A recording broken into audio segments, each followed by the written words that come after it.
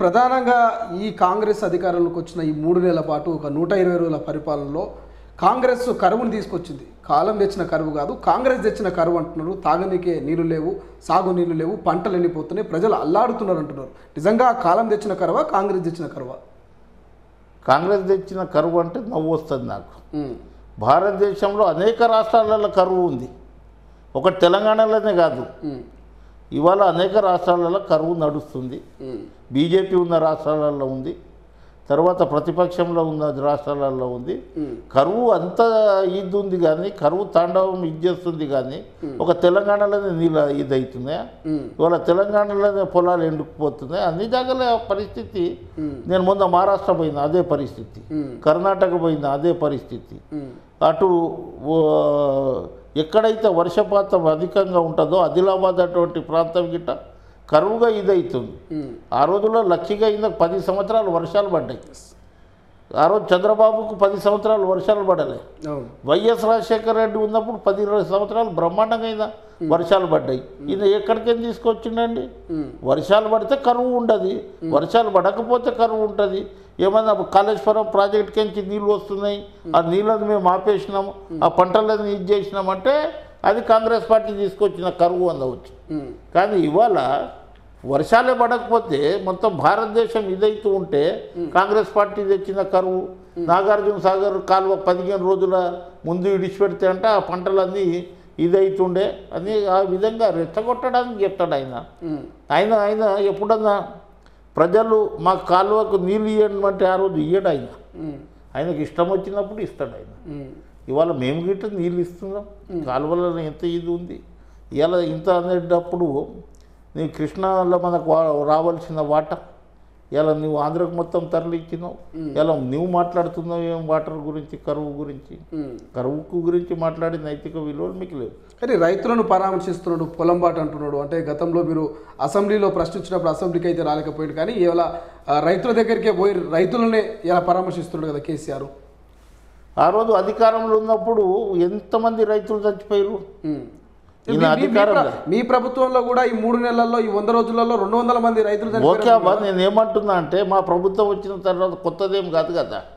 అంతకుముందు ఎందుకు పోలేదు ఈయన? అంతకుముందు ఎందుకు రైతుల దగ్గర పోయి ఇది చేయలేదు? ఆ రోజు చనిపోయిన రైతుల దగ్గర పోకుండా పంజాబ్లో రైతులు ఇది అయితే ఆత్మహత్య అవుతుందో ఆడ 3 లక్షలు పోయి ఇచ్చి నేను ఇండియాలో ఒక బీఆర్ఎస్ని పెట్టాలనే ఉద్దేశంతో పోయినావు. ఇక్కడ చనిపోయిన రైతు దగ్గర ఈ 10 సంవత్సరాల ఒక్క రైతు ఇంటికి పోయిందా? ఎవరికన్నా భరోసా ఇచ్చిండా? నేను ఉన్న ముఖ్యమంత్రి మిమ్మల్ని ఆదుకుంటానని ఎవరికన్నా చెప్పిండా? ప్రతిపక్షంలో వస్తే రైతులు ఆదుకొస్తారు. ఎవరికన్నా కలిసిండా జనాలకు? 10 సంవత్సరాలు జనాల దగ్గర పోయిండా? ఇలా కరీంనగర్ పోతుండు, నల్గొండ పోతుండు. ఆ రోజుల్లో ఎక్కడ పోయినావు? మళ్ళీ నీవు ఎన్నికల సభలకు తప్ప ఇంకా ఎక్కడ పోయినావు నువ్వు చెప్పు? ఎప్పుడన్నా అధికారులతోటి సమీక్ష సమావేశాలు జరిగినాయా? లేకుంటే ఒక ప్రతిపక్ష పార్టీలను పిలిచి నువ్వు మాట్లాడిన రోజులు ఉన్నాయా? ఆ ప్రగతి భవన్లో ఏమవుతుందో వెనుక ముంగటికించి ఆ జైలు ఖానా ఉంటే లోపల ఏమవుతుందో తెలియదు. ఇలా సెక్రటరియట్ కానీ నీకు ప్రగతి భవన్లో ఒక సామాజిక వర్గం ఎస్సీకి, ఒక సామాజిక వర్గం ఎస్టీకి పెట్టించి అది ప్రజాభవన్గా మార్చినాం. ఈ విధంగా ఇవాళ నేను రైతులను ఇది చేస్తున్నా, రైతులు 200 మంది చచ్చిపోయారు అట్లాంటిది. ఈ పీరియడ్లో ఎంతమంది చచ్చిపోయారు? ఎవరి దగ్గర పోయినావు నువ్వు? అది ముందుగా రికార్డు తీయమని. ఇలా ఏదో మమ్మల్ని బద్నాం చేయడానికి మళ్ళీ నేను అధికారంలో వస్తా, మీరేమో అధికారంలో వచ్చేది లేదు, ఈయన ఉండేదే లేదు. ఈయన జైలుకు పోతాడు, ఎక్కడ అధికారంలో వస్తాడు అనుకో. అవుతుందా జైలుకు అంటారు. మొన్న తుక్కుగూడ వేదిక ద్వారా కూడా మీ ముఖ్యమంత్రి రేవంత్ రెడ్డి గారు అన్నారు, ఇట్లనే సపరేట్ ఒక జైలు కట్టిస్తాం డబుల్ బెడ్ టైప్లో అన్నారు. కల్వకుట్ల కుటుంబాన్ని జైల్లో పెడతామంటున్నారు. కేవలం ఇది వ్యక్తిగతంగా మాటలకే పరిమితమైందా, లేకపోతే నిజంగా ఆ రకమైనటువంటి దిశలు ఏమైనా ఉంటాయా? కాంగ్రెస్ పార్టీ ఏం చెప్తే అది చేస్తాయి. జైలుకు పంపిస్తాం, జైళ్ళలో డబుల్ బెడ్రూమ్ లెక్క ఉంటుంది రూములు, తర్వాత జూల గిట్ట ఇస్తాం వీళ్ళకి. ఇగో ఇటువంటి అవినీతి పరులు ఉండే ముఖ్యమంత్రి, ఈ కుటుంబ సభ్యులు అక్కడ పులులను తర్వాత రకరకాల జంతువులను కడతారు కదా, ఒక పర్మిషన్ తీసుకొచ్చి జూ పార్కులో పెడతాం వీళ్ళు జనాలను చూపెట్టడానికి. ఎవడన్నా అవినీతి చేస్తే ఇగో ఈ జంతువులు లెక్క అవుతారు, అవినీతి చేయకండి. ఇంత తినడానికి ఇంత భూవనే కదా మనకు, లగ్జరీగా బతకడానికి కొంత డబ్బులు తప్ప ఇంకేముంది? మీరు విపరీతమైన డబ్బులు సంపాదించుకొని ఆ డబ్బులు ఎక్కడ పెట్టాలనో అర్థం కాక ఇప్పుడు చూడండి, నిజాయితీగా మనము కొట్లాడేటప్పుడు మనం కరప్షన్ లేనప్పుడు మనకు ధైర్యం ఉంటుంది. ఎప్పుడైతే కరప్షన్ జరుగుతుందో ఆటోమేటిక్గా మనకు ధైర్యం కోల్పోతూ ఉంటాం. అయితే నేనేమంటున్నా అంటే రేవంత్ రెడ్డి గారికి, ముఖ్యమంత్రికి ఒక లెటర్ రాస్తా. వాళ్ళకు జైల్లో ఉందని రోజులు జైలుకెంచి ఒక 2 నెలలు ఫేర్వెల్ మీద వస్తారు కదా, అట్లా జూ పార్కులో పెట్టండి. జనాలను సందర్శించడానికి ఒక బోన్ పెట్టండి. ఆ బోన్లో వీళ్ళని పెట్టండి, జనాలను చూపెట్టండి. చూడు వీళ్ళ అవినీతి పరులు ఇగో ఈ బోన్లో ఉన్నారు అనేది మనం చూపెట్టాలి. కొత్త రకమైన ఇది చేయాలి. అప్పుడు ఎవరన్నా అవినీతి చేస్తేనే అమ్మ ఈ జంతువుల బతుకురా మన అనే పద్ధతిలో మానసికంగా కుంగిపోవాలి ఆయన. ఈ విధంగా చేస్తాం. ఓకే, ఈ 6 గ్యారెంటీలు అమలైనాయా సార్? తెలంగాణలో మీరు అన్నటువంటి 6 గ్యారెంటీలు అమలైనాయా? తుక్కుగూడ సభ ద్వారా 64 సీట్లు, ఈ 6 గ్యారెంటీల ద్వారా 64 సీట్లు తెచ్చుకున్నారు. మళ్ళీ అదే తుక్కుగూడ వేదికగా పార్లమెంట్ ఎన్నికలకు శంకారావం పూరిరు. ఈ 6 గ్యారెంటీలు అనేది నిజంగా తెలంగాణలో 6 గ్యారెంటీలు 4 గ్యారెంటీలు అయితే ఇన్ని 6కి 6 3 నెలలు. ఇప్పుడు మీరు కేసీఆర్కి ఎందుకు అడగరు? 10 సంవత్సరాలలో ఎన్ని గ్యారెంటీలు చెప్పిండి. దళిత ముఖ్యమంత్రి అన్నాడు, 3 ఎకరాల భూమి అన్నాడు, నిరుద్యోగ భృతి అన్నాడు, 2 లక్షల రుణమాఫీ అన్నాడు, 2 లక్షల ఉద్యోగాలు అన్నాడు. మీరు ఎప్పుడు ఎస్సీ ఎస్టీలు ఓన్లీ ఉద్యోగాలు అడుగుతారు, మీకు టాటా బిర్లా చేస్తా అన్నాడు, అందరినీ భికారీ బిర్లా చేసిండు. ఈ విధంగా ఆయన ఇన్ని చేస్తే 10 సంవత్సరాలలో మీకు ఓపిక ఉంటుంది. కానీ 3 నెలల తర్వాత మీరు ఏం చేయలేదని ఒక దిక్కు కొడుకు, ఒక దిక్కు అల్లుడు, ఒక దిక్కు ఆయన. 3 నెలల్లో మీరేం చేసిర్రు? మీరేం బీకిర్రు? 3 నెలల్లో మాకు కొత్తగా వచ్చింది తెలంగాణ, మేము కాపాడుకోవాలి. ఆ రోజు పుష్కలంగా డబ్బులు ఇచ్చిపోయింది కాంగ్రెస్ పార్టీ. పుష్కలంగా నీ దగ్గర నిధులు ఉన్నాయి.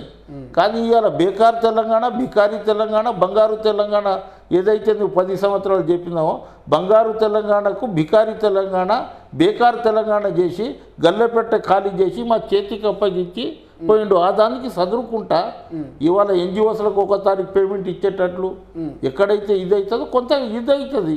కానీ 6 గ్యారెంటీలు 100% చేస్తాం. 100 రోజులైంది.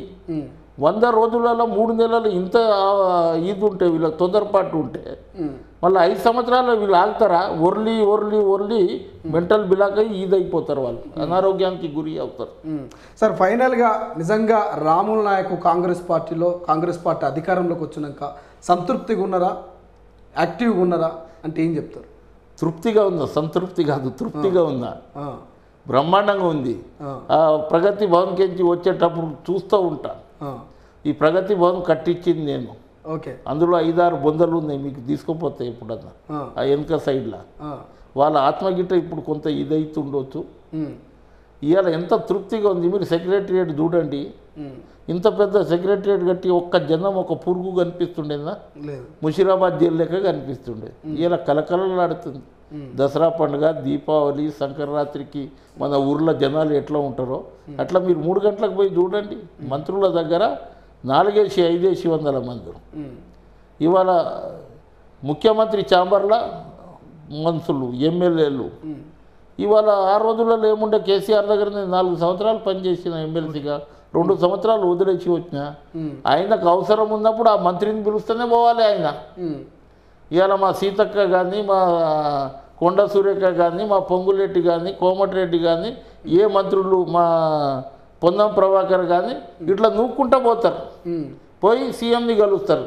ఏమన్నా మీటింగ్ ఉంటే పక్కకు గుర్తుంటారు, లేకుంటే మాట్లాడి వస్తారు. ఎమ్మెల్యేలు పోతూ ఉంటారు. కానీ ఇవాళ అటువంటిది ఇది పెట్టుకొని ఇవాళ ఇది చేయడం కరెక్ట్ కాదు. 100% వీళ్ళు అధికారంలో రారు. ఫోన్ ట్యాపింగ్ మీద తప్పకుండా ప్రజలు తిరగబడతారు. ఫోన్ ట్యాపింగ్ ఒక రాజకీయ నాయకులేదే కాదు, వ్యాపారవేత్తలకు ఎంత బ్లాక్మెయిల్ చేసిరు, హీరోయిన్లకు ఎంత ఇది చేసిరు, హీరోలకు ఎంత ఇది చేసిరు, ల్యాండ్ ఉన్నోళ్ళకి ఎంత చేసిరు, వ్యాపారంలో కొంత డబ్బులు సంపాదించుకొని ఏ విధంగా బ్లాక్మెయిల్ చేస్తారో తప్పకుండా ప్రభుత్వం వెంబడబడుతుంది, ప్రజల గిట్ట వెంబడబడతారు.